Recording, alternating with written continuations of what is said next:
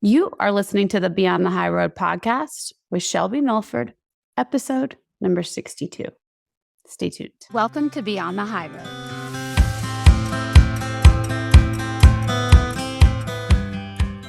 Hi, how is everybody doing? Can you see my background? It looks like I was just looking at it earlier, and if it wasn't for that iPad and the crap on the table right there, it almost looks like a fake background back there because of the Christmas scene I've got. If you guys haven't already and you feel like getting in the Christmas spirit, I know some of you may not. You may be feeling a little bit bah humbug, and I understand that. But if you do feel like getting in the Christmas spirit, YouTube has some really good, sorry for that jingling, another dog in the house. YouTube has these great screensavers. Each one of them, I think, is like 2 or 3 hours long. And so I found it by accident. I was watching a YouTube video, I don't know, days ago, almost a week ago, and let it run through. And then these things started, and I was like, oh, this is pretty great. In fact, I loved it so much the first night it was on, I ended up keeping it on while I slept. I was like, oh, I could just leave it on, so it'll be on in the morning because it's cozy, right? There's all these different scenes that you could have on. One's like a coffee shop with like snow in the background. There's another one with a dog sitting by a fireplace, and yeah, bunches of them. It's like digital artwork, but it looks really real. Christmassy. I don't have a tree up. I haven't done a tree in years. I'm watching yet another dog from Rover, and yeah, I joined this app just for a little fun, some company for Buddy over here. And I tell you, like I said, I joined during a busy time of year, but it has been nonstop. I don't know why I don't just say no. The lesson for me, probably. Anyway, it's besides the point. So today, look, this was from a dog walk from earlier today. So if you guys can't see, if you're not watching, I haven't even cleaned it up because I've been client after client and then straight into recording so that this wasn't late for this week. So I'm all skinned up. Took the dog for a walk earlier and didn't know that it likes to chase cars. Yep. That can never end well for anybody. Didn't end well for me today, that's for sure. And I was like in the middle of the road, I was looking down. One of my clients texted me, off the dog went, and I went up in the air and right down on the ground. So, yes, it was an interesting morning, and here I am. After this, I will go clean myself up and get this podcast edited for you guys. So, never a dull moment. So, couple things. I want to quickly announce that one is the holiday support group.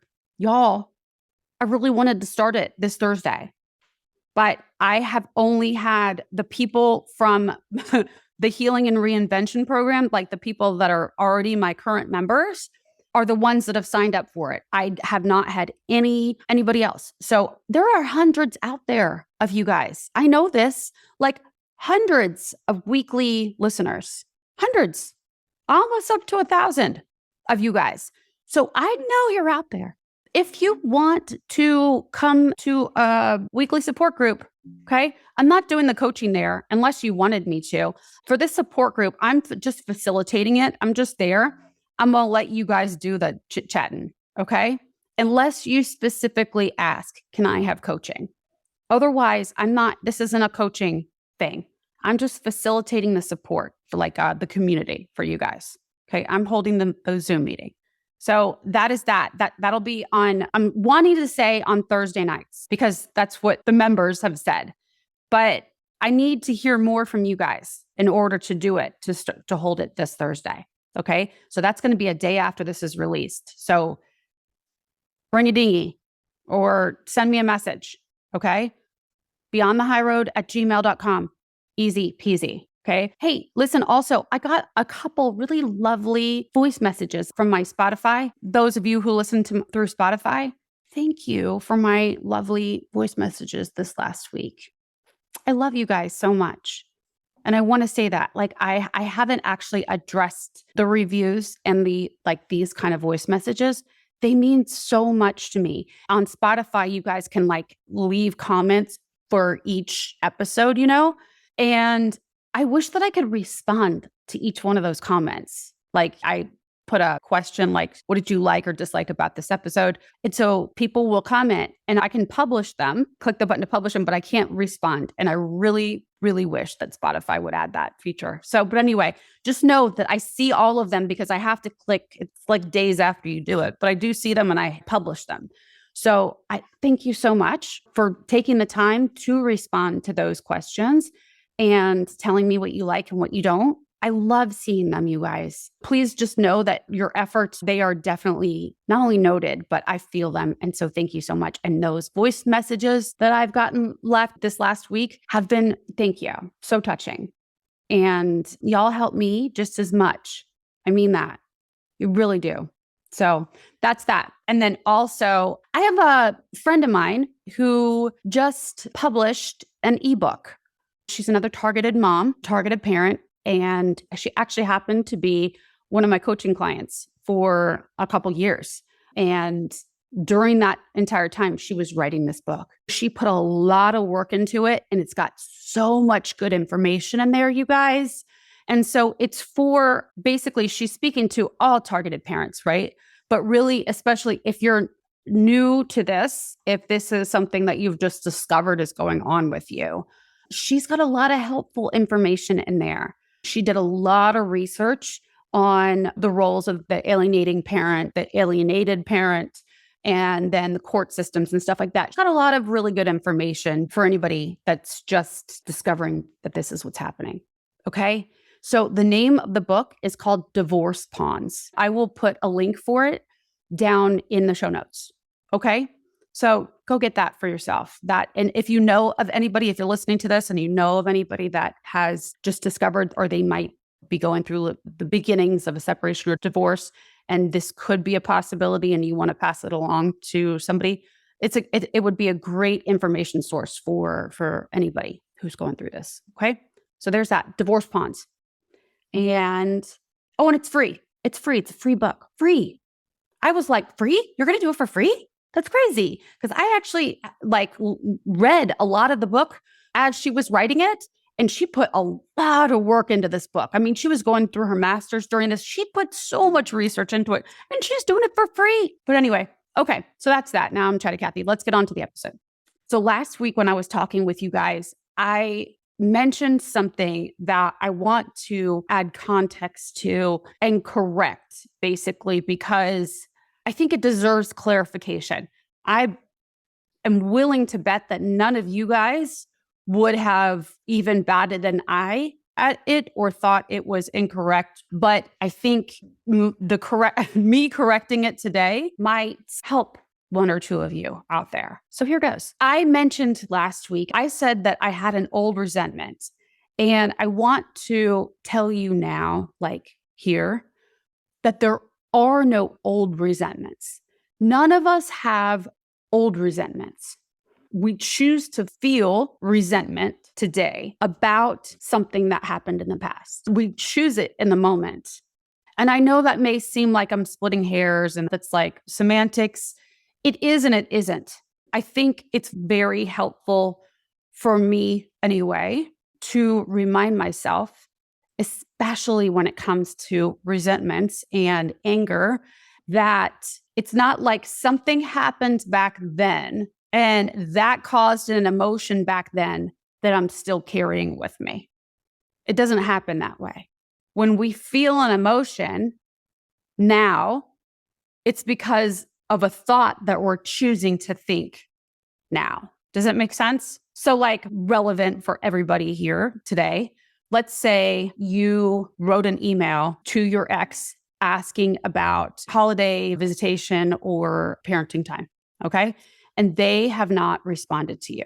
And then you wrote another email, maybe you texted and called and you've not received any response back about the upcoming holiday situation. So you want your time with your kid, but you're not getting a response. And so I think many of you listening would all agree that that would be a cause-effect situation. They aren't answering our calls. They are not answering our emails. We are supposed to be able to have our Christmas time or holiday time, I should say. Not everybody celebrates Christmas with our kiddos. And if they don't respond, then one would think that universally, this would cause frustration and anger even. But it's not the case. This is how I took back my power. We look at a circumstance and we want to make it very factual. I emailed child's father on such and such date, be very specific, okay? And I have not yet received a response. That would be your circumstance there. It would be our tendency to add in more context to that story. We like to add in the missing details. We suppose all the things. Had no response yet, we want to be like, that's because they're trying to keep them from me. They're erasing me from their life. They are manipulating our children, yada, yada, yada. Not to say not all of those things are true, right? But we don't really know. The fact is that we emailed on 2 dates and we have not heard a response, okay? Okay, so we have a story about the fact that they haven't responded. That story causes us to feel an emotion. Let's say you feel frustrated. Always our emotions cause us to behave or not behave in or whatever way. It's not the circumstance that causes the result or even causes our emotion. It's not, they didn't respond, so I'm frustrated. Never. It seems like it would be. Other parent did not respond. Everybody should be frustrated. Everybody. But not everybody would be frustrated. I might feel annoyed. I might feel hurt. Depending on what the story is that I'm telling myself, I could feel an array of different emotions. I might feel happy because what if, this is not the case, but what if I was actually secretly dreading seeing my kid? Again, definitely not the case for me, but what if I was secretly dreading seeing my kid and I was sending those emails out of duty, but when they didn't respond, I could feel relieved. Does that make sense? So the circumstance is not a universal cause and effect. There's a story that we all have in between. That story will cause our emotion, okay? And then cause us to behave and then cause our final end result, right? Our experience in the world. So now let's make it a little bit more complicated and let's fast forward 10 years. Now we're in 2033. You could still feel frustrated. You're looking back on the fact that in 2023, the other parent did not respond to the 2 emails that you sent out. You could choose to repeat the same story to yourself for 10 years, causing you to still feel frustrated about the other parent not responding. That is highly probable for most people to continue thinking the same story until that story became a default belief. That's one way to go. Or you could, what I've chosen to do with many of my stories since, I've chosen to upgrade each one of my stories, except for the old, quote unquote, old resentment that I have about this one girl, right? I've chosen to rewrite each one of the stories that was causing me to feel bad. Still true stories, but I've just made them, I've given them all upgrades, most of them anyway. But continuing on with this other parent, Christmas time, not responding, I'm just going to go ahead and put myself in the situation like I did then. So same thing with me, say 2023, I hypothetically emailed my ex and he didn't respond. I emailed twice. Let's say I too felt frustrated, not the relieved, but let's say I too felt frustrated. 10 years from now, I could have decided, like I have with my other stories, that I don't want to hold on to this resentment. I don't want to actively feel resentment. So I could instead, in that 10 years, have evolved my story to believe that in my ex's mind, he believes he is protecting our child by not responding. He believes he is right in his entitlement to hold on to our child, to do whatever he's done. And so from that story about 10 years prior, oh, he really believed he was doing the right thing. I might feel a different emotion than frustration. I might feel like a bit more curious or, well, I mean, I guess I understand in a way. I can understand how he feels. I know that I've felt like I've been doing the right thing on many occasions. And I know that he disagreed with me, right? And so I could get where a person might be less willing to cooperate and to follow the rules if they feel like they need to protect their child. Does that make sense? Now, By the way, when I'm saying this, you guys, just note this is for examples only, and never, ever, ever do I endorse or agree with the alienator, quote unquote, protecting their child. Okay. I'm just saying that for the sake of your own inner peace, you can decide to amend your current story so as to not hold on to like a story from the past that is not helping or moving you in the direction you want to go. Okay. So let's go back to you. So 10 years from now, you decide that you don't want to be frustrated about this specific situation any longer. So you can look at the facts of the situation and like peel away. This is where we all need help, because a lot of times we'll believe that our own story is so true and factual when it's full of like adjectives and negative tone that we would do much better to remove. Hopefully that makes sense. So let's say you want to feel at peace about the fact that your ex never responded to you. In order to feel at peace, you would have to think a thought that got you there, but also you can't really trick your brain. So you'd want to think a thought that was true, or at least something that you could possibly get on board with, right? I know I've talked with you guys about doing like bridge thoughts or ladder thoughts, where it's like, it's possible that I could feel at peace about this situation, about them denying me the right to see my child or whatever, about them not responding to the emails. It's possible is always a great way to sort of push open those walls that I talk about and consider a different perspective. Okay, so hopefully you're catching, I know I'm explaining it a bunch. My goal is for me to explain this well enough and as much as I need to for you to also then see that it's in your power entirely to change the way you feel if you want. Any of the emotions that you feel today are as a result of the thoughts that you think. And this is really good. This is not to victim blame, as I've said before, and I say quite frequently, because I do think that this is a tendency that I leaned towards too, was to think, oh, are you trying to say that it's my fault that I'm feeling this way then? Yes and no is the answer there. We've never been taught how to feel growing up. We've really been taught to avoid and not take responsibility for our emotions. I don't believe that people should do things that could cause hurt. I don't want to cause hurt to anybody. I'm sure you don't, and you don't want anybody to cause harm to you. But the fact of the matter is people do really shitty things. They do. They always have, and they always will. It's just a fact of life. Hurt people hurt people. It is what it is. So that was a long explanation, but I think the context matters, because the gist is, and what the underlying, the whole point of this is that you have more power than you think you do. And that's what I want you to know. I want you to know that you can continue to take your power back every day, every minute, really, with each thought that you think.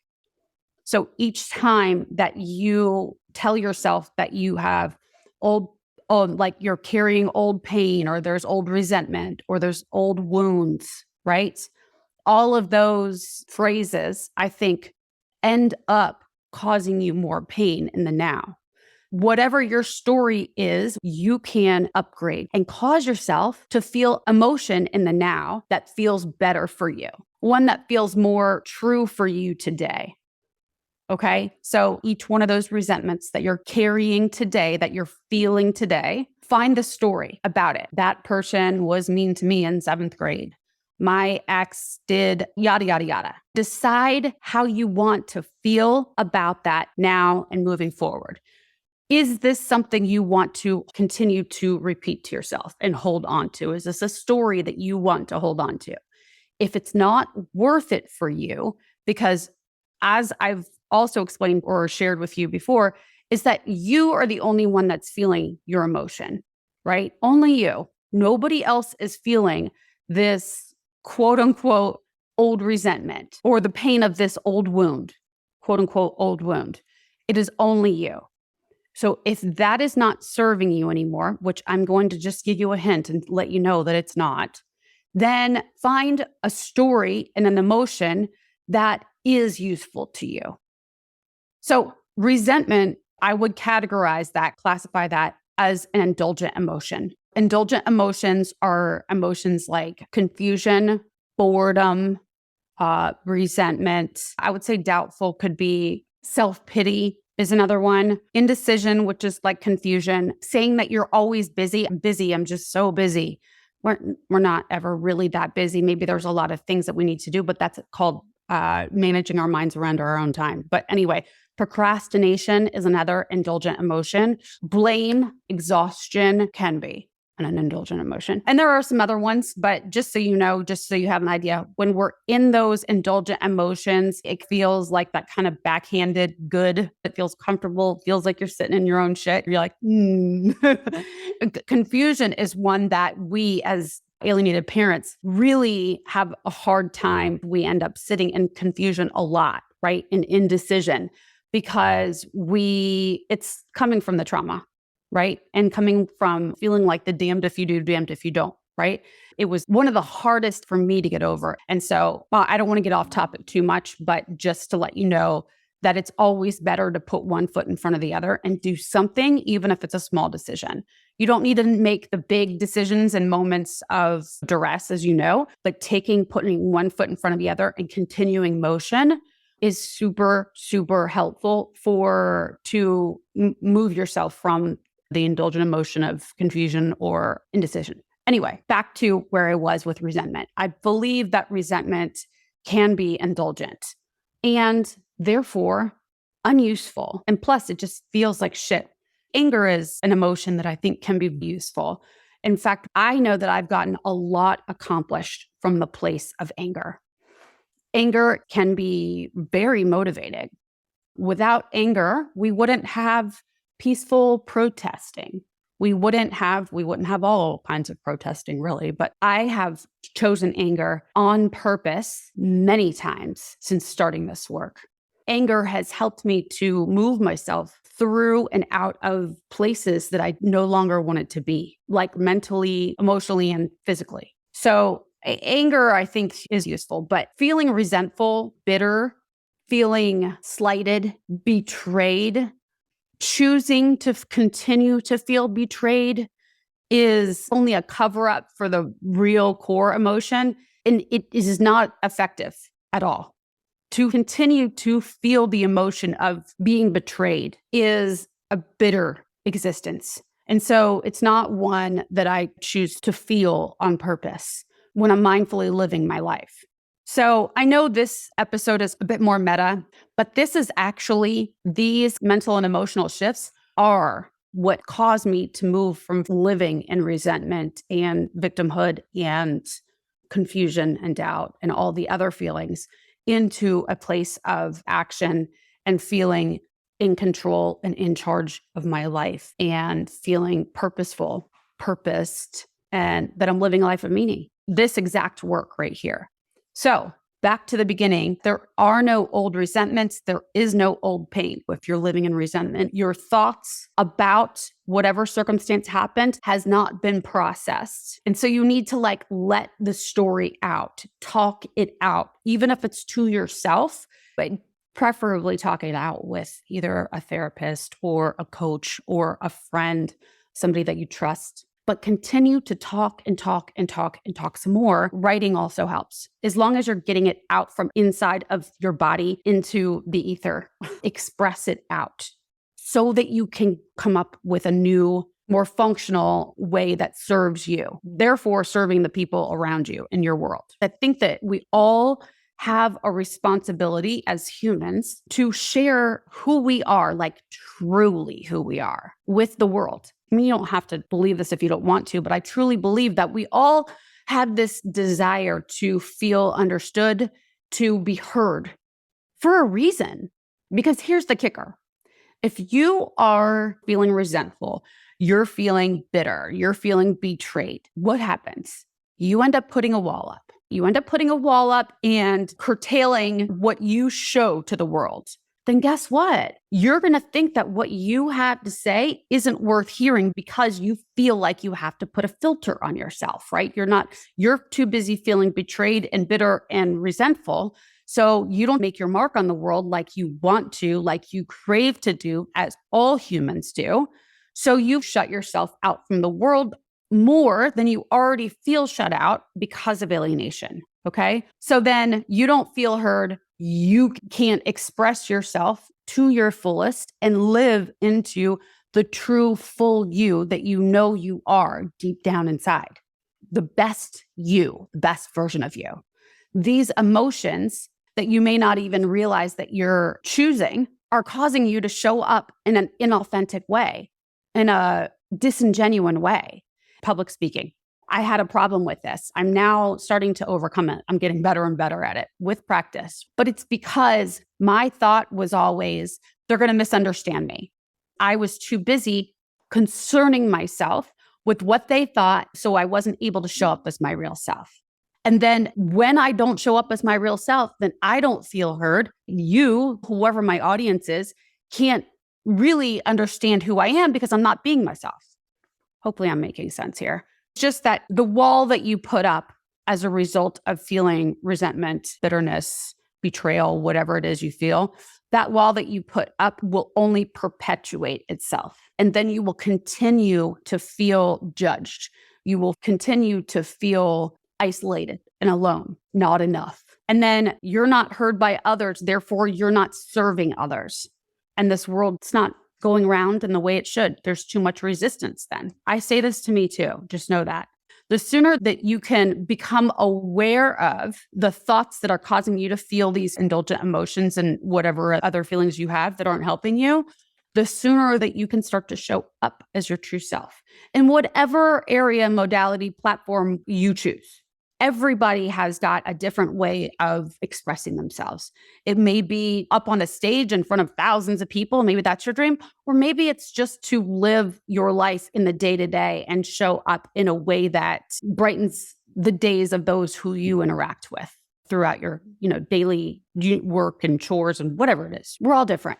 But you cannot show up as your real self until you become aware of what is causing you to hide yourself. Okay. So there are no old resentments. There are no old wounds, and there is no old pain. Something that happened before cannot cause you pain because it's already gone. It's dissipated. It's the current story that you're choosing to retell to yourself that is causing you to feel whatever emotion you feel about what's happened in the past. Pain, anger, bitter resentment, blah, blah, blah. You know what I'm saying? Okay. So this means that you have control of it. You don't have to go back and change what happened in the past in order to feel differently about it today. Okay. You can just decide that the emotion you did feel isn't one that you still want to feel by thinking a thought that's different if you want. Okay. I feel like that was really wordy. I don't know if it's going to be. Do you guys look? Do you see this? Look at my cats watching TV. Thanks so much for listening today, guys. I'm honored that you chose to share your time with me. If you like what you've been hearing and you want more, come join me in the new monthly membership, where we take the concepts that you hear about here and, using a logical framework, you learn to apply them to your specific situations, upgrading your thoughts and your life, even while experiencing the grief of alienation. For more information, go to beyondthehighroad.com. See you soon.